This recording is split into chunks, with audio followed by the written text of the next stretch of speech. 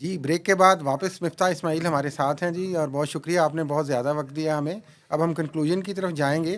تو ہم نے بہت سارے پلیئرز کی مفتاح صاحب بات کی ہے یہاں پہ، امریکہ کی، چین کی، پاکستان کی انڈسٹری کی، لیکن جو سب سے بڑا پلیئر ہے عوام، میں اس کے حوالے سے آپ سے سوال پوچھنا چاہ رہا ہوں کہ یہ جو آگے بھی اب ایک آئی ایم ایف کا پیکج آ رہا ہے، توقع ہے، ظاہر ہے کہ ارادہ ہے پاکستان کا، تو یہ اتنی سختی پاکستان کے عوام کس حد تک برداشت کر پائیں گے؟ مشکلیں اتنی پڑی کہ آسان ہو گئی، مطلب ہم تو اس چیز میں کیا دیکھیں، میں نے آپ سے جو گزارش کی تھی نا کہ پاکستانی حکومت جو ہے وہ مشکل فیصلے کرتی ہے جو خوشی سے نہیں کرتی، جس پہ عوام پہ مشکل پڑے، اب وہ فیصلے کریں گے۔ مثال کے طور پہ پی آئی اے کی نچکاری پہ عام آدمی کو کیا فرق پڑے گا؟ آپ لیسکو کی نچکاری کر دیں گے، عام آدمی کو کیا فرق پڑے گا؟ 6 مہینے لیکن یہ بعد جو اگر بجلی گیس مہنگی کیے جا رہے ہیں، سر پیٹرول اگر مہنگا آپ کیا ایک مرتبہ آپ دیکھیں، میں دیکھ لیتے ہیں، نچکاری کرتے ہیں آپ، مثال کے طور پہ آپ اس وقت 18-20% جو ہے وہ ٹرانسمیشن ڈسٹریبیوشن لاسز میں کھو دیتے ہیں، نمبر ایک۔ نمبر دو، آپ کوئی ایسے ڈسکو ہیں یا 40% سے زیادہ بل نہیں لیتے آپ، لیکن وہ کنیکشن ہیں، ایسے فیڈرز ہیں جہاں 90% بل نہیں لیتے، ٹھیک ہے؟ تو آپ ان چیزوں کو وہ سب سمیٹیں، آپ نے جو آپ کے کام کرنے ہیں، آپ کہیں کسی کشمیر کے اندر مثال کے طور پہ 4 روپے میں بجلی دیتے ہیں، آپ کے ہائیڈل کے ایشوز ہیں، ہائیڈل پروفٹس کے، ان سب کو آپ جب ایک مرتبہ آپ یہ ایک ایک کر کے کام کریں، ہم یہ کہتے ہیں نا کہ کل تک چھوڑ دو، کل تک چھوڑ دو، جب تک آپ نجکاری نہیں کریں گے اور بیسک ریفارمز نہیں کریں گے، آپ قیمتیں کم نہیں ہو سکتی بجلی کی، اور اب سر یہ قیمتیں بتائیں بڑھ کہ رہی یہ ہیں۔ جو اور سمارٹ میٹرز کا ہے یہ کتنے سالوں سے چل رہا ہے؟ وہ کہتے ہیں جی کہ سمارٹ میٹرز گھروں میں کیا لگانے ہیں، وہ تو گرڈ پہ بھی لگانے کی ابھی تک نوبت نہیں آئی۔ ہمارا لیگ کیوں بہت زیادہ ہے سر؟ سر دیکھیں، میں ایک مثال دیتا ہوں، اگر ایک فیڈر میں 50% یا بجلی چوری ہو رہی ہو، تو ایسا تو نہیں ہے نا کہ لوگوں کے ملنے کے ساتھ محکمے کے لوگ اس سے آشنا نہ ہو، یا بالکل محکمے کے پتہ ہے، لوگوں ملے کو نہ ہوئے ہیں جی۔ تو پھر وہی محکمے کو آپ بول رہے ہیں کہ تم جا کے یہ لگاؤ۔ میں یہ آپ سے گزارش کر رہا ہوں، دیکھیں 15% ہم گیس جو ہے نا ہوا میں اڑا دیتے ہیں، ہم اس کو یو ایف جی کہتے ہیں، انگریزی یو ایف نام جی رکھ جی لیا ہم، ہاں، ان اکاؤنٹڈ فار گیس۔ یہاں سے گیس گئی ہے، وہاں پہ گیس نہیں پہنچی، ہمیں نہیں پتا کہ چوری ہو رہی ہے یا لیک ہو رہی ہے، ٹھیک ہے؟ جب میں چیئرمین تھا تو میں نے دیکھیں کہ ایسے چوری والوں نے ایسے کنیکشن بنائے کہ جو محکمے کے لوگ جتنا اچھا کنیکشن بناتے ہیں۔ تو مقصد کہنے کا یہ ہے کہ جب تک آپ کسی مالک کو نہیں ڈالیں گے جس کے اپنے پیسے ہوں نا، یہ جو ہم غلطیاں کرتے ہیں نا کہ ہم نے پاور پلانٹ لگا لیا یہ سوچے بغیر کہ یار پیسے کدھر سے آئیں گے واپس دینے، وہ اس لیے کہ ہمارے پیسے نہیں لگے ہوئے تھے۔ اگر اپنے پیسے لگے ہوتے تو آدمی بہت ساری چیزیں سوچتا ہے۔ آپ نے لگا لیا امپورٹڈ کول پہ، لوکل کول پہ نہیں لگایا، کیونکہ آپ نے کہا یار کون رکے گا اتنے عرصے تک، اگر ہمارا تو الیکشن آ رہا ہے پہلے، نہیں تو یہاں پہ امپورٹڈ کول پہ $150 بھی کول دے چکا ہوں، 75 بھی دے چکے ہیں، ہم دیکھ چکے ہیں پرائس کو، اور لوکل کول جو ہے اگر آپ تھوڑی سی بڑی کر دیں مائننگ کو تو $25-30 میں ہو جائے گی، ایک مثال ہے۔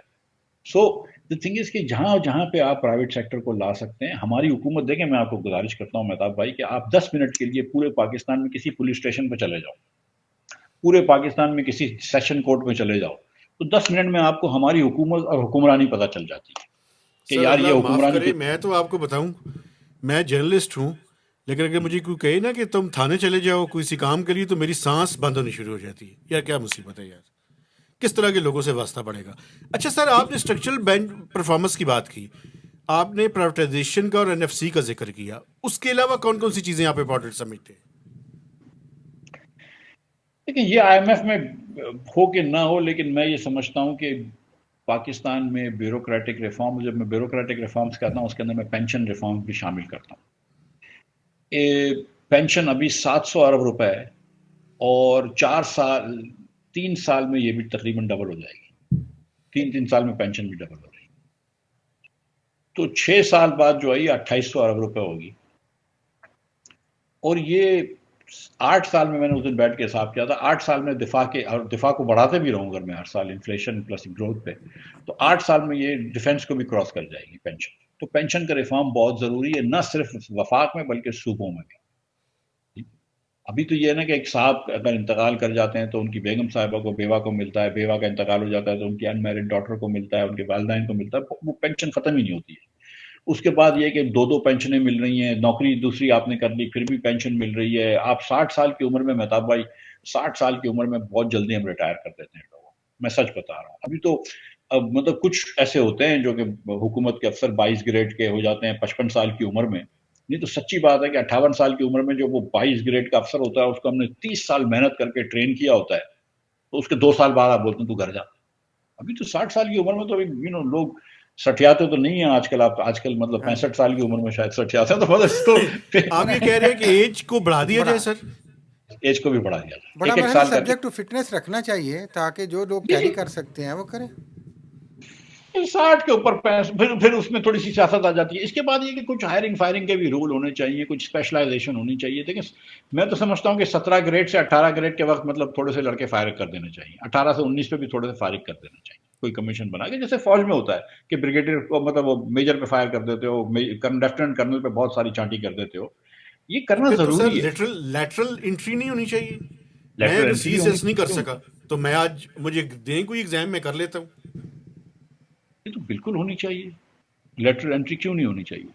مطلب ایسا تو نہیں ہے نا کہ مطلب کچھ لوگ ہوتے ہیں امریکہ میں رہتے ہیں 30-40 سال کی عمر میں پاکستان آتے ہیں وہ نہیں کر سکتے. کچھ خواتین ہوتی ہیں شادی ہو جاتی ہے ان کی، ایک آدھ بچہ ہوتا ہے، 2 بچے وہ بڑے کر لیتی ہیں، اس کے بعد آ سکتی ہیں. تو سب ہمارے پاکستانی ہیں. مطلب کوئی یہاں پہ یونیلیور کا چیئرمین ہو، کوئی کوئی پراکٹر اینڈ گیمبل کا کوئی جنرل مینیجر ہو، مطلب وہ بڑے قابل لوگ ہوتے ہیں، بڑی لمبی تنخواہیں لے رہے ہوتے ہیں، لیکن ان کی حکومت تنخواہ چلے جاتی ہے، نوکری چلے جاتی ہے، بولتے چلو یار آپ پیسے تو کما لیے ہیں، بچے بھی بھاگ بھیج دیے ہیں، حکومت میں نوکری. تو لیٹرل انٹری بھی ہونی چاہیے.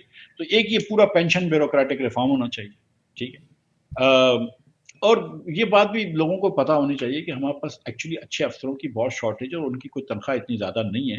ہمارے پاس جو زیادہ حکومت میں لوگ ہیں وہ لوور گریڈ کے لوگ ہیں، 1 سے 5 تک. یہ نائب قاصد اور ڈرائیورز اور مالیز بہت زیادہ ہیں. لیکن ہمارے پاس سچی بات ہے کہ 5 سیکٹریز ڈھونڈنا بڑے اچھے والے بڑے مشکل ہو جاتے ہیں. یہ آپ بھی جانتے ہیں. ٹھیک ہے، اس کے یہ بعد ہم بتائیے، کو میں چونکہ عوام کے متعلق سوال پوچھا تھا تو اسی سے میں چاہ رہا ہوں کہ ہم کنکلوژن کی طرف چلے جائیں کہ ٹھیک ہے بہت کچھ ہونا چاہیے جو آپ نے کہا، لیکن اس کے باوجود اس وقت جو سچویشن ہے انفلیشن کی اور جو آپ دیکھیں پاورٹی کا لیول ہے یہاں پہ، اس میں اگر مزید ٹیکس آئیں گے اور مزید بوجھ بڑھے گا بجلی گیس کی قیمتوں کا 2 سال کے لیے چاہے بڑھے، اور پھر ایک ایسی حکومت جس کے مینڈیٹ پہ بہت بڑا کوشچن ہے، تو وہ کس حد تک عوام کے لیے قابل قبول آپ کو نظر آتا ہے؟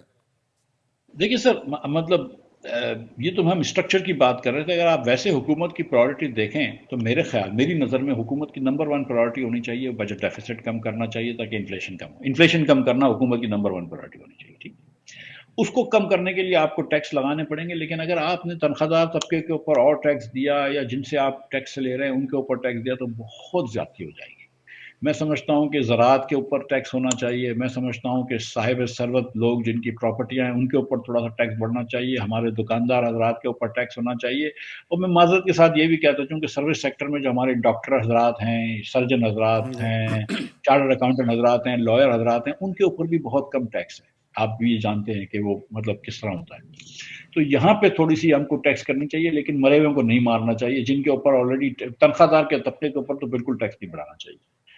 تو ایک تو یہ کہ ٹیکس آپ وائڈ اسپریڈ کریں اور ریلی ان لوگوں کو ٹارگٹ کریں جو کہ ہم نے ایگزمپشن دے رکھے تھے. ایسا نہیں ہے کہ ایویٹ کر رہے ہیں.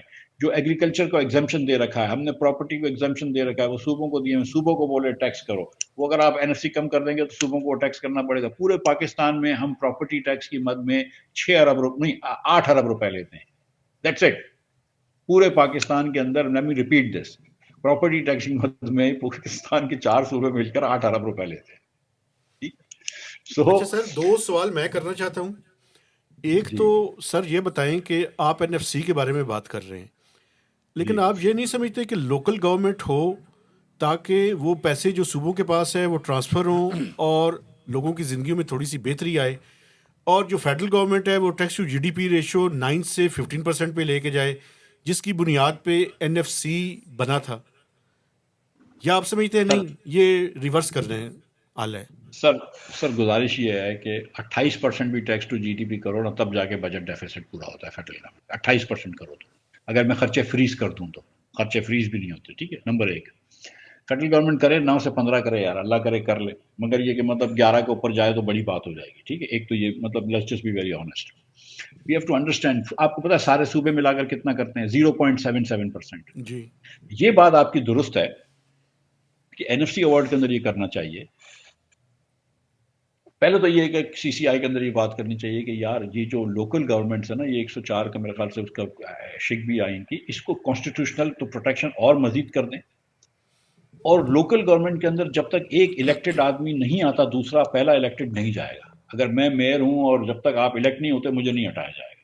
یہ نہیں کہ مجھے ہٹا کے ایک بیوروکریٹ کو بٹھا دیا جو کہ چیف منسٹر کی منشا پہ چلتا ہوں. ایک تو یہ، اور آپ نے آدھے پیسے ڈائریکٹلی لے دیں. ہم مطلب یہ، اور دیکھیں پوری دنیا میں کیا ہوتا ہے، اسکول تعلیم، اسکول یہ جو ہے آپ نے ڈسٹرکٹس کو دے دیں، کچھ چیزیں آپ ڈویژن کو دے دیں، روڈز آپ ڈویژنس کو دے دیں، پولیس آپ ڈویژن کو دے دیں، کچھ چیزیں آپ ڈسٹرکٹ کو دے دیں، اور ان کے پیسے آپ ڈائریکٹ ان کو دے دیں. صوبوں کو پیسے دیں، اور صوبوں کو بھی آپ نے اتھارٹی دی ہے، لیکن ڈسٹرکٹ کو کہیں کہ اپنے پیسے جمع کریں. دیکھیں میں ایک مثال دے رہا ہوں آپ کو کہ راول پنڈی، بلکہ اسلام آباد، لاہور کے چند ڈسٹرکٹ، کراچی کے چند ڈسٹرکٹ، ان کو حکومت کو پیسے نہیں دینے چاہیے.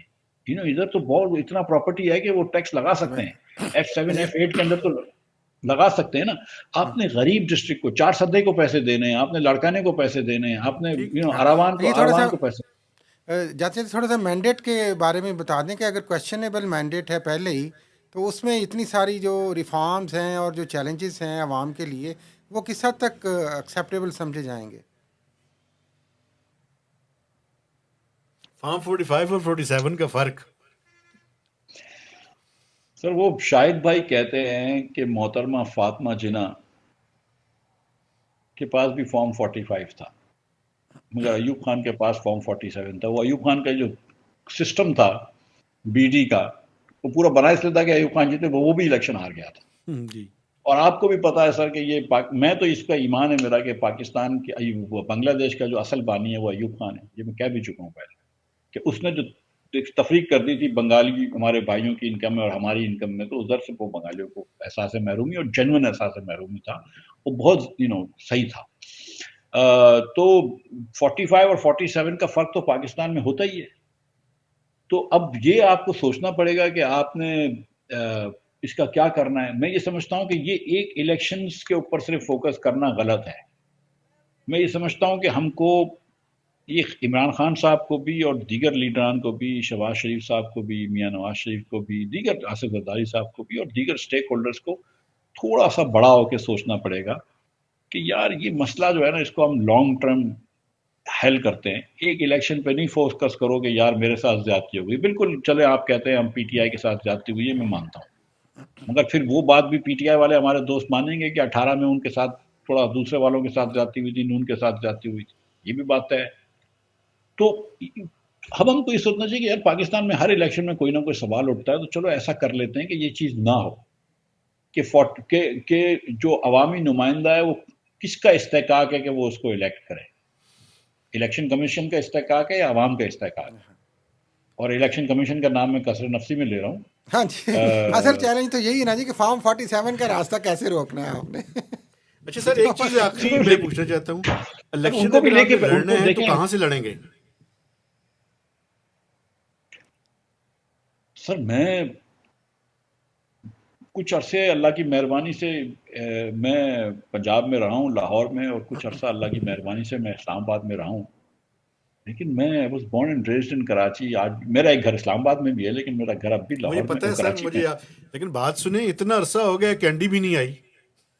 سر عید تو آنے دیں، عید تو آنے دیں. ان کو سینٹ کی آپشن بھی دے دیں، ویسے کوئی بات نہیں. سر دیکھیں سر سینٹ کی آپشن مجھے ملی تھی، میں نے معذرت کی ہے. الیکشن اگر کبھی لڑا تو کراچی سے لڑوں گا انشاءاللہ. اچھا، پارٹی کس پارٹی نے آفر کی سینٹ کی؟ یا اگر آپ کہیں گے تو ٹیکسلا سے لڑ لوں گا. وہاں تو وہ فارم جو 47 حصار جیتا ہے مقابلے میں. فارم 47 جیتا ہے وہاں پہ. جہاں آپ رہتے ہیں نا. چلے ٹھیک ہے. اچھا یہ بتائیں، سینٹ کا کس پارٹی سے آفر ہوئی تھی؟ سر 2 پارٹیوں سے آفر ہوئی تھی، بس اب اس پہ چھوڑ دیں کیوں کسی کے نام لینا. چلے سر، تھینک یو ویری مچ. بڑا مزہ آیا مجھے، میں نے تو بڑا انجوائے کیا. اور آپ بھی کبھی کبھی مہینے 2 مہینے 3 مہینے بعد کبھی لفٹ کرا دیا کریں. اس دفعہ میں نے بڑا پرسیو کیا آپ کو. سر وہ آپ نے جو مجھے پہلے جو حکم فرمایا تھا وہ کالم ادھر لکھنے کا، جی وہ تو میں نے نہیں کیا، لیکن پھر مجھے ادھر سے واپس مجھے وہ ہماری ایک میری بہن ہے، اس نے مجھے کہا کہ یار لکھ دو، تو میں نے لکھ دیا. وہ میں نے ایک کالم لکھا، اس کے پیچھے 4 کالم آ گئے ہیں.